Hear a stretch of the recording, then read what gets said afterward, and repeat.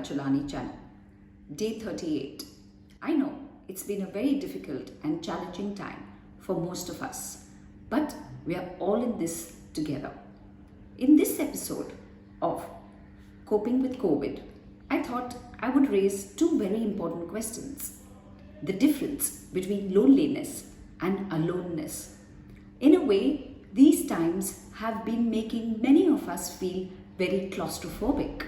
But I have defined claustrophobia into two aspects. One is the literal aspect of claustrophobia, which usually emanates from anxiety, and the other is the figurative aspect of what claustrophobia means. But let's go with the first. Claustrophobia is usually a condition where a person believes that he or she will have no freedom. The mind believes that they are trapped and they want to escape. So, anxiety symptoms like palpitations, shallow breathing, and the ability to run and break free is what a person usually experiences when they feel constricted, restricted, and cooped up in very narrow and small spaces. So you will see people who have claustrophobia usually preferring to take the stairs rather than take the elevator. They usually choose aisle seats on planes rather than window seats. That is the literal aspect of what claustrophobia does. For me, the figurative aspect of claustrophobia is an inability to sit with oneself.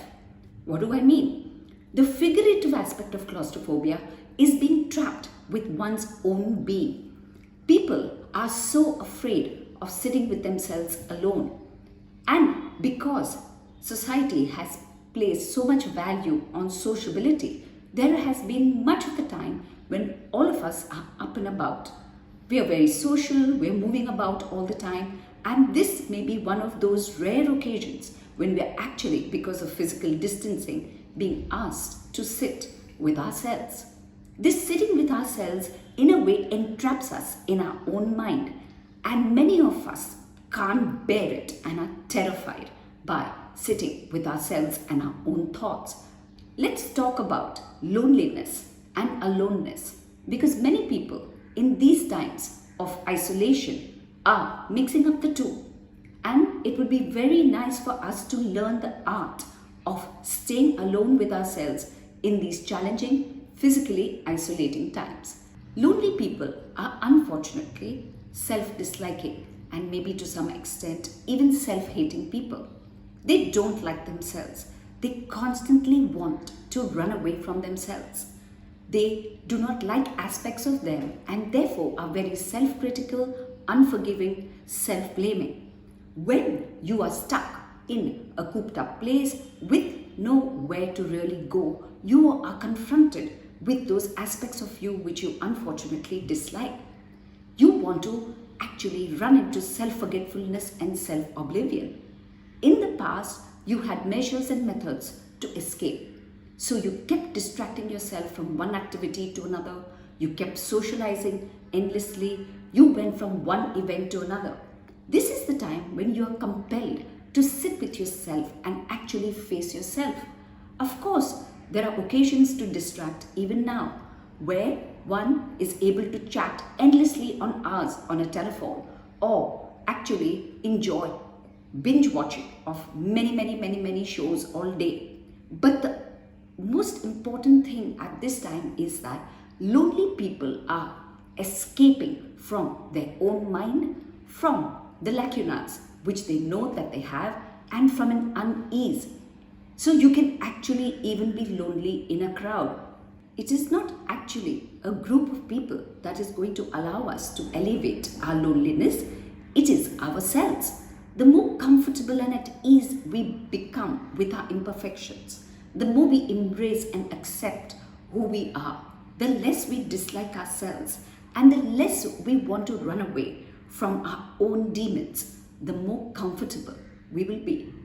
So loneliness is never about being with people. Loneliness is an inability to accept oneself for what one is, constantly judging, criticizing, condemning, and hating oneself for the aspects of behavior which we dislike.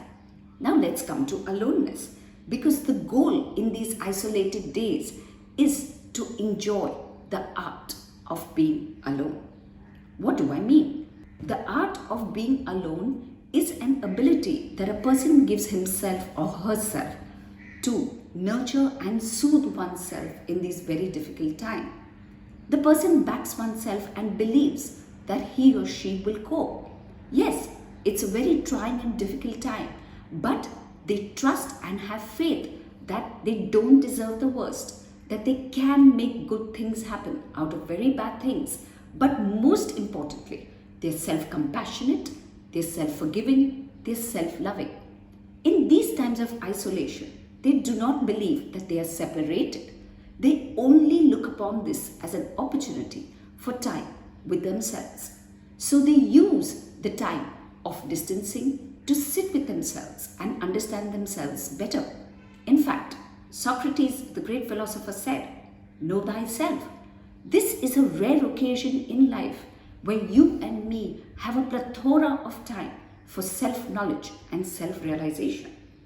If you today trust that you will, albeit with some struggle and some suffering, be able to back yourself, to bear yourself and to understand yourself better, it will slowly but surely turn into a phase of maximizing this alone time.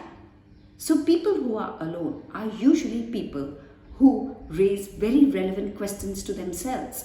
They are able to not go along and are actually able to sit back and reflect the actions that they have been inadvertently following, things that they've been in a way foolishly continuing. They have a time to pause and to think and to reflect, because this time is a time when there is no norms as such.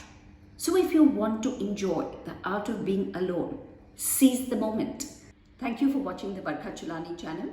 Stay well, stay safe, but more importantly, stay home. And at this time, do not define your isolation as separation. Instead, define it as a time when you can love and learn the art of staying alone. Take care. Till next week, it's goodbye and thank you. Stay well.